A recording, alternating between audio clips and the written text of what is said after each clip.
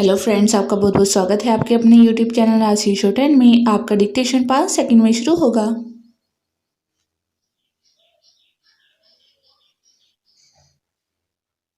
Start. महोदय, आज इस समारोह में सम्मिलित होकर मुझे बड़ी प्रसन्नता हो रही है। जब से मैं आपके नगर में पहुंचा हूं, आपने जिस प्रेम और उत्साह के साथ मेरा स्वागत किया है, उसके लिए मैं आपको धन्यवाद देता हूं।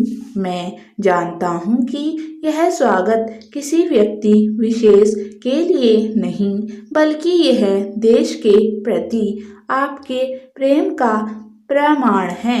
भारतवर्ष जब से स्वतंत्र हुआ है, उसके सामने बड़ी बड़ी कठिनाइयां रही हैं, परंतु ईश्वर की दया से हम एक एक कठिनाई को हल करते गए हैं और आज कहा जा सकता है कि अब हमें प्रगति के लिए प्रशस्त मार्ग मिल गया है।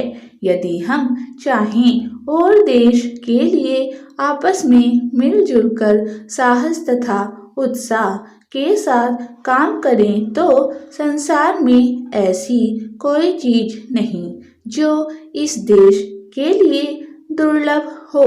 इसलिए एक ऐसे दिन का मनाना जिस दिन देश की उन्नति के लिए एक बहुत बड़ा कदम उठाया गया था, स्वाभाविक ही है। अंग्रेजों के साथ जिस समय स्वराज्य के लिए समझौता हुआ, उस समय उन्होंने और सब चीजों के साथ साथ एक काम और किया, जिसका परिणाम कुछ भयंकर हो सकता था। जहां एक और अंग्रेजी राज्य सीधे तौर पर चलता था, वहां दूसरी ओर देशी नरेशों के अधीन 600 से अधिक रियासतें भी थीं। ब्रिटिश सरकार ने जाते समय यह घोषणा कर दी कि ये सभी रियासतें अपने को उन सभी शर्तों और बंधनों से मुक्त समझें जो उन्होंने ब्रिटिश सरकार के साथ किए थे, और प्रत्येक का अधिकार है कि वह चाहे तो हिंदुस्तान के साथ अथवा पाकिस्तान के साथ मिल जाए या अपने को स्वतंत्र रखे।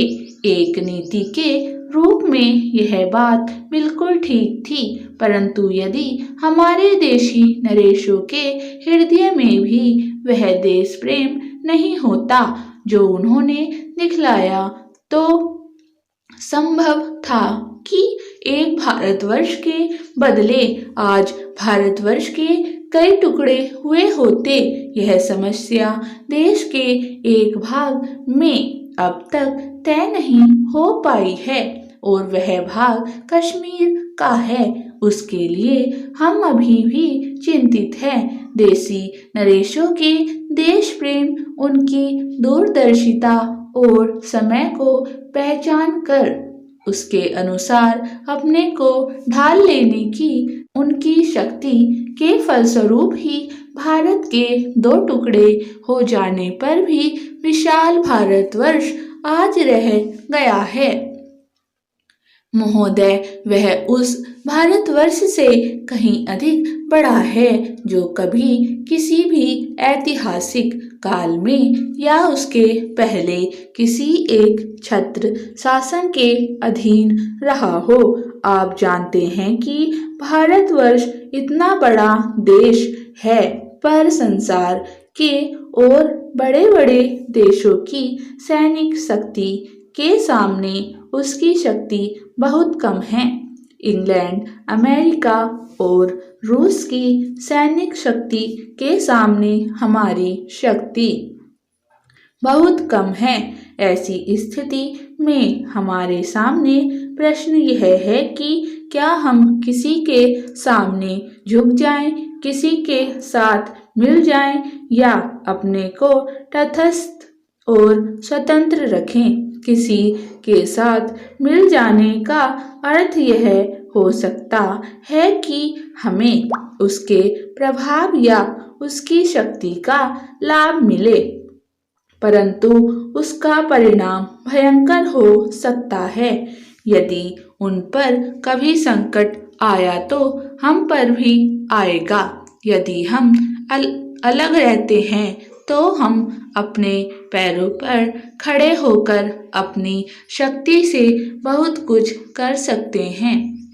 हमारे प्रधानमंत्री ने इस नीति को अपनाया है और यद्यपि आरंभ में हमारे अपने देश में ही बहुत से लोगों ने इसको नहीं समझा था, पसंद नहीं किया, परंतु आज हम देख रहे हैं कि उसका परिणाम क्या हो रहा है। हमारे प्रधानमंत्री ने इस बात की घोषणा कर दी कि हम किसी भी दूसरे देश के साथ गठबंधन नहीं चाहते और हम स्वतंत्र रहकर अपना कामकाज अलग चलाएंगे। हमारे बहुतेरे लोगों ने यह समझा कि यदि हम किसी बलशाली देश से मिले तो और कुछ नहीं तो कम से कम आर्थिक सहायता तो मिलेगी।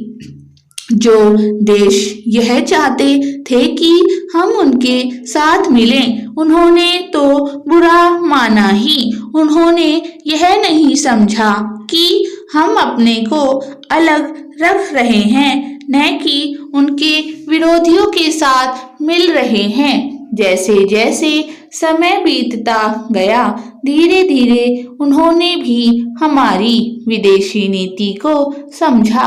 आज संसार के लोग मानने लग गए हैं कि भारतवर्ष अपने दृष्टिकोण पर स्थित है।